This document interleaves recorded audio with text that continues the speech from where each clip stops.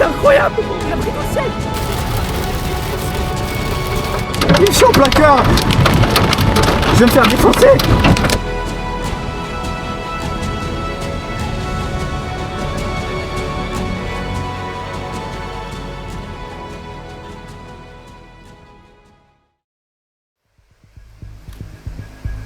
Bon, aujourd'hui n'est pas une journée comme les autres.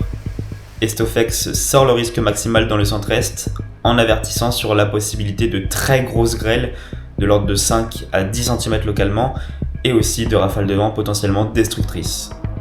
Keraunos sortent quant à eux un très large risque violent du sud-ouest au centre-est et mentionne également une possibilité de phénomènes localement extrêmes.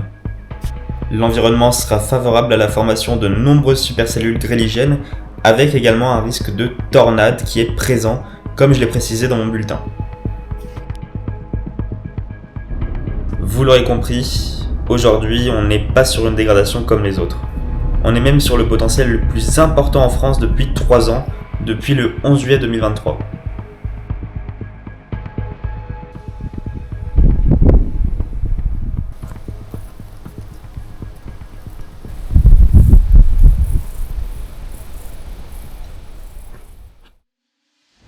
Petit update, il est 16h30, on est toujours dans la présence d'un four naturel, j'ai envie de dire, parce qu'il y a toujours lui là qui veut pas partir.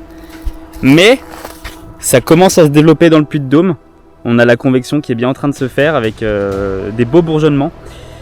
Et je sens que ça va être explosif, il y a tout, de toute façon il y a tout pour que ce soit explosif. Là ça y est, on a des cellules qui sont en train de se former dans le Puy-de-Dôme.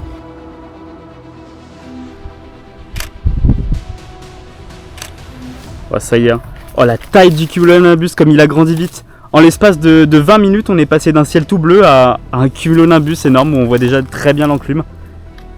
Je pense que ça va évoluer en supercellule ça. Ça y a pas trop de doute au vu des paramètres. Waouh, dingue. Il y a déjà des mâts battus j'ai l'impression. Faut pas tarder là. On se casse, on se casse.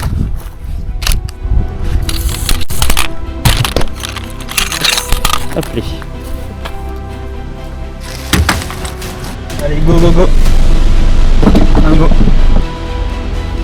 Assez rapidement, je décide de prendre la route pour me retrouver sur le cadran sud de cette supercellule afin de pouvoir observer la belle structure qu'elle pourrait nous offrir. On a une grosse supercellule là qui va arriver dans la Loire. Gros truc. Faut que je me dépêche là, faut que je me dépêche à passer à son sud pour l'éviter. J'ai 23 minutes de trajet. Normalement ça devrait le faire. Vraiment chaud par contre. Là c'est vraiment chaud, ça va me permettre de regarder ce qui se passe au radar. Mais ouais. Putain. 50 secondes. J'ai pas une minute à perdre là. Ah c'est chiant. Mais qu'est-ce que tu fais? Mais dépêche-toi! Mais dépêche-toi frère! Oh il y a une putain de supercellule qui va nous défoncer! Ah les travaux, oh là là là là là là, oh là là, quelle catastrophe. Je viens de perdre 3-4 minutes, mais c'est tellement précieux ces 3-4 minutes. Ah. Si je me fais défoncer, ah j'aurai les boules.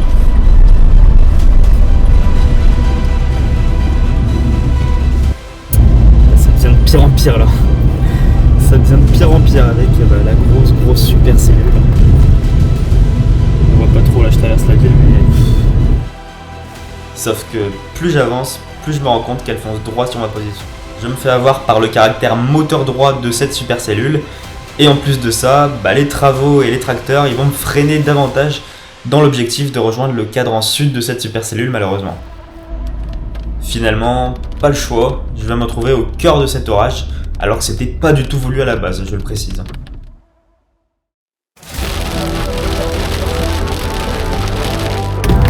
Il y a de la grêle, il y a de la grêle, il y a de la grêle. Il y a de la grêle, il y a de la grêle.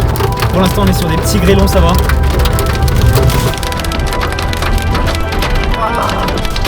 Ah, je suis en train de me faire détruire. Faut vite que je m'abrite, faut vite que je m'abrite. Je trouve un truc. Ferme. Une ferme, je sais pas. Ah, je suis en plein cœur de forage, c'est horrible. C'est horrible, je sais pas ce qu'il faut que je fasse, je sais pas ce qu'il faut que je fasse. Je suis en plein cœur. Je vais me faire défoncer. Finalement, je me dis que si je vais plus loin, je risque de prendre des grêlons encore plus gros, donc je décide de faire demi-tour.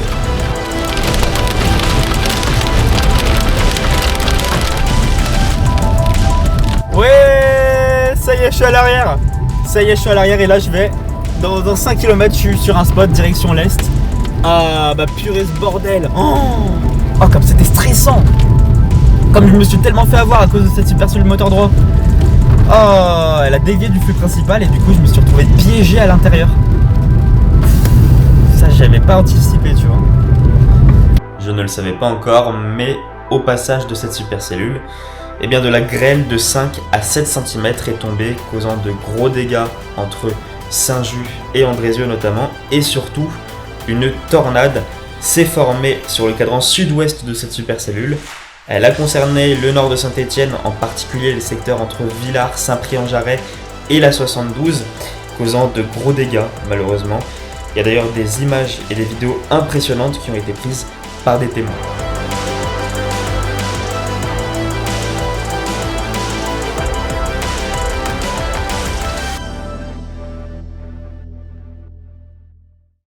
Et voilà, on a la supercellule qui est en train de s'évacuer vers l'est, qui a bien traversé la Loire. Je pense qu'elle a fait des dégâts, j'ai pas regardé ce qui s'est passé sur les réseaux, mais au vu des précipitations modélisées par le radar, à peu près 650 mm/h, on avait du blanc en fait sur le radar tout simplement. Je pense qu'il y a eu des gros dégâts avec de la grosse grêle.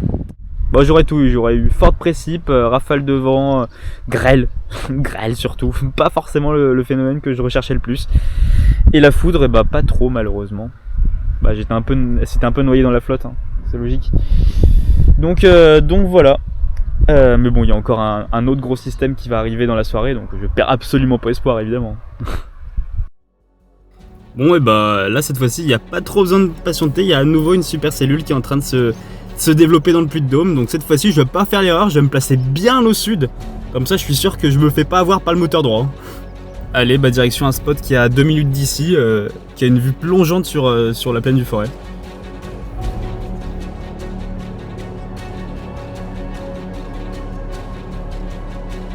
Et donc là je me suis placé du côté de Saint-Galmier, des hauteurs de Saint-Galmier. Et là il y a l'orage qui arrive par mon nord-ouest et qui devrait ensuite transiter, voilà, un petit peu au nord de ma position. Ça devrait se passer comme ça normalement. Voilà, et la convection aussi qui prend bien aussi du côté du sud. Franchement c'est pas mal. Et toujours lui là, toujours lui qui est présent, qui nous amène la fournaise. Voilà, la situation évolue extrêmement vite puisque bon, je vous ai précisé qu'il y avait la convection qui s'enclenchait pas mal à mon sud, et bah on a à nouveau une grosse cellule et voilà que je te mets un éclair pardon. Mais waouh, comme ça évolue vite. C'est un truc de dingue.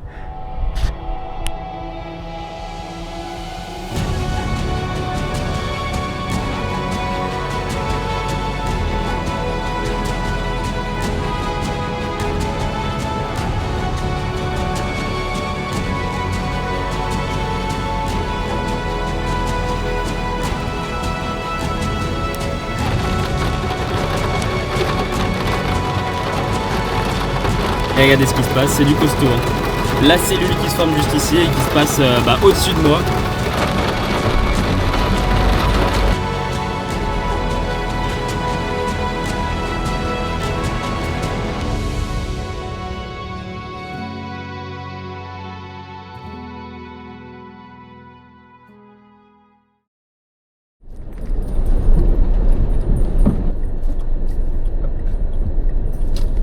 Je décide ensuite de remonter plus au nord du département, du côté de Nervieux, puisqu'on a un énorme système multicellulaire avec des supercellules en son sein qui est en train de concerner le nord de l'Auvergne et qui va ensuite concerner le secteur du Rouennais en début de soirée.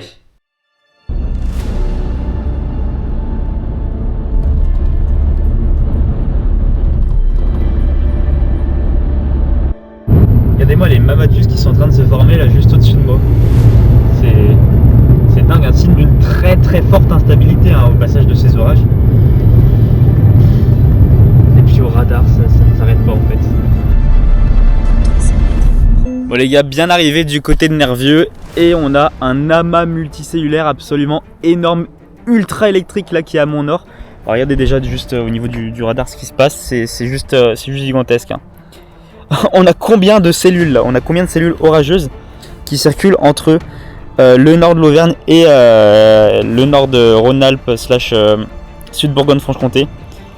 Ah, c'est juste énorme ce qu'il y a.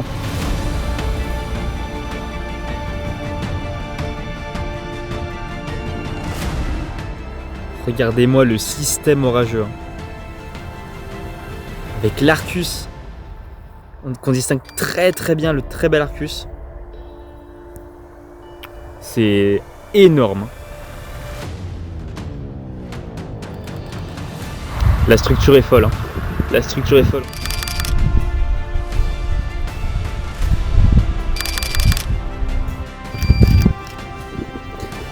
Ça flash dans tous les sens, c'est n'importe quoi.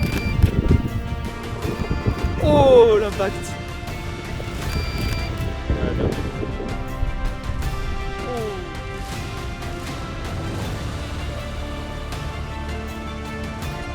Vers 21h30, je vois que l'activité orageuse cesse un peu sur le nord de la Loire, mais elle se réactive bien en plein cœur de la plaine du Forêt. Donc je décide de redescendre plus au sud, et là je compte bien faire de très belles images en nocturne. C'est n'importe quoi. Allez, l'impact, c'est n'importe quoi. C'est n'importe quoi la densité de l'activité électrique.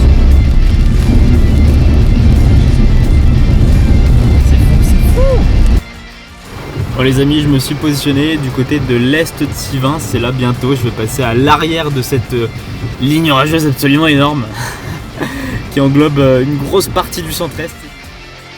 Wouah, je viens d'en avoir un! Il est incroyable! Il a pris tout le ciel! Ah, écoutez le bruit! Ah, de toute façon, je l'ai en photo, c'est magnifique! Moi, cette photo de fou! Oh. Énorme!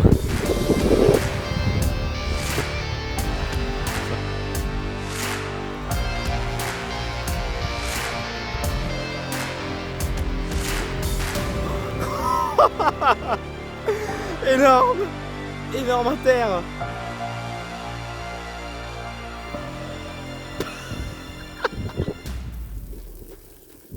C'était pas loin ça. Ça c'était pas loin par contre. C'était très proche même.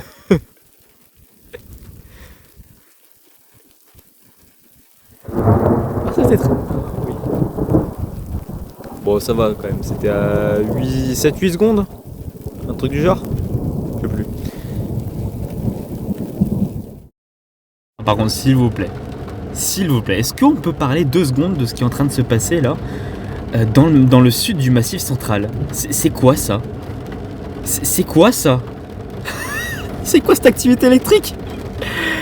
Bon, ça devrait pas me concerner, normalement ça va aller vers Lozère, Haute-Loire, Ardèche, Drôme, potentiellement Sud-Loire, va falloir que je surveille tout ça. Donc moi je vais poursuivre ce que je chasse actuellement qui est la ligne, hein, avec quand même une très bonne activité électrique, mais c'est quoi ça? C'est quoi? Non, plus sérieusement, la supercellule est juste dingue. Hein. La supercellule est juste dingue du côté de l'ouest de la Lozère, il me semble. Je pense qu'il doit y avoir de la grosse grêle à attendre là-dessous, même si les radars de précip réagissent pas forcément énormément. Je pense qu'il y a quand même du très très lourd là-dessous. Et puis moi, j'ai une ligne stationnaire qui reste sur le même axe. Et du coup, je suis légèrement au nord, mais de toute façon, je peux pas aller au sud parce que y a les reliefs du Massif central, il y a le relief du Pilat. Donc je reste sur ma position, franchement, je suis nickel, hein, je suis super bien placé. Ça flash depuis 1h30, il me semble que je suis là. Et c'est juste énorme ce qui se passe. Voilà. Non mais là, c'est juste l'orage le plus violent que j'ai jamais vu de ma vie. Hein. C'est juste l'orage le plus violent que j'ai jamais vu de ma vie. Hein. Le dimanche 28 juin, mais c'était du pipi de chat à côté de ce que j'ai aujourd'hui. Là, depuis 16-17 heures, depuis qu'il y a eu la grosse supercellule dans la Loire qui a produit malheureusement de la grosse grêle, des gros dégâts entre Andrézieux et Saint-Étienne, Saint-Étienne-Villars et aussi une tornade qui a été observée à Saint-Étienne. Depuis cette supercellule, ça ne l'arrête pas en fait. Il se passe toujours quelque chose dans mon département, toujours quelque chose dans la Loire. Et là, niveau activité électrique, c'est incroyable. Hein. C'est incroyable. Allez.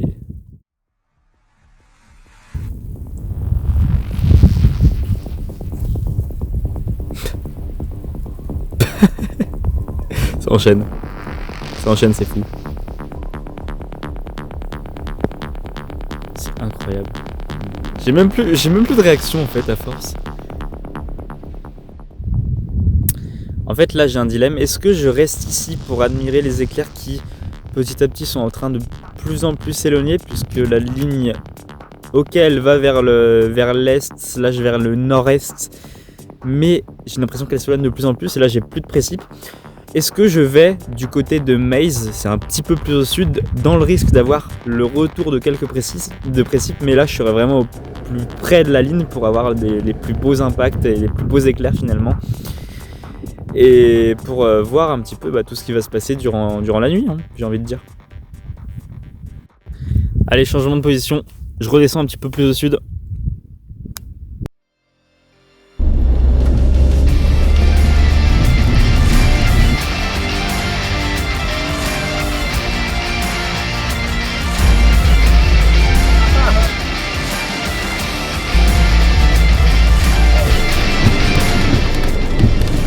C'est quoi ça? C'est quoi ce que je viens de voir?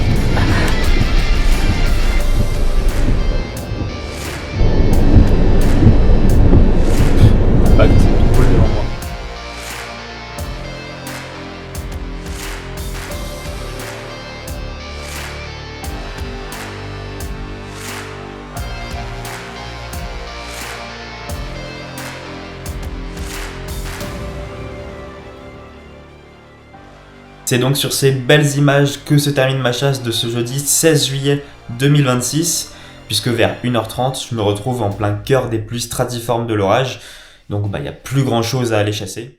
En conclusion, cette chasse aura été la plus intense et tout simplement la meilleure que j'ai jamais encore faite de ma vie, même si j'avoue que j'ai quand même eu un petit peu la rage d'avoir loupé la tornade de Saint-Priest-en-Jarret. Ça s'est joué à pas grand chose, à quelques minutes près, et malheureusement, j'ai pas été assez rapide, je me suis juste retrouvé sous la grêle. Sinon, le reste de la chasse, c'était une réussite, surtout en soirée et en début de nuit, puisque j'ai vu une activité électrique de dingue, comme j'ai jamais vu auparavant, ce qui m'a permis de faire des photos phénoménales et très esthétiques. En tout cas, merci à tous de m'avoir suivi jusqu'au bout de cette aventure, et on se dit à bientôt pour un prochain point. Allez, ciao ciao!